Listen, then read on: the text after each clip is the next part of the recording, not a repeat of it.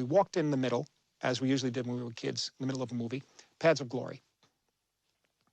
And myself and my friends who were kind of war film buffs, we had never seen anything quite like it. We never seen anything quite like the tone of it. We had seen other anti-war films, but this one was so honest, particularly the trial scene and the scenes between McCready and Kirk Douglas was shocking. And what, made it even more shocking was the nature of the way it was shot.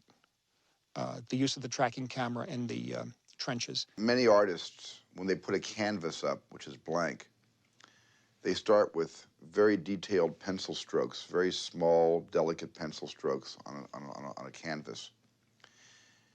Stanley started conceptually in all of his movies, from my point of view, with large, primary colored brush strokes. And he would just like beat out these concepts that were, pretty obvious. When you look at Paths of Glory, every sequence hammers its points home, but within every sequence, the filmmaking is delicate and subtle and gentle almost. I guess what really hit us was the end of the film. There's a tendency when you want to get to that kind of emotion or that level of sentiment, not sentimental. He was sitting behind his desk for this interview I was to have, because he was looking for an actress for that scene in Paths of Glory. And I thought he looked extraordinary. And he just sat there, beaming at me, grinning at me throughout the interview. And I must have grinned back. And he's been smiling at me for 43 years afterwards. Following Paths of Glory, Christiana and her 3-year-old daughter, Katharina, moved with Stanley to Los Angeles. Stanley and Christiana were married in 1958, and Hollywood would be their home for the next few years, where they were to have 2 more children, Anya and Vivian.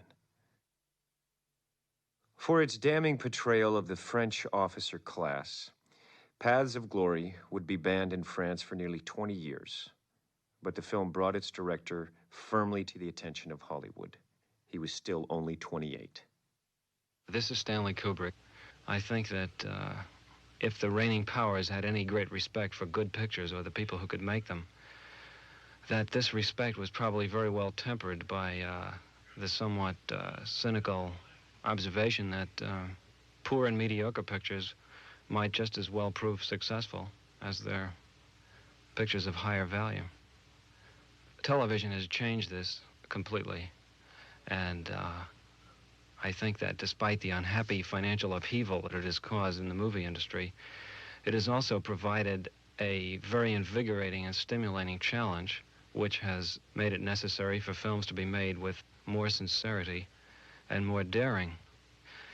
If Hollywood lacks the color and excitement of its early days, with Rolls Royces and leopard skin seat covers, I think, on the other hand, it provides the most exciting and stimulating atmosphere of opportunity and possibilities for young people today.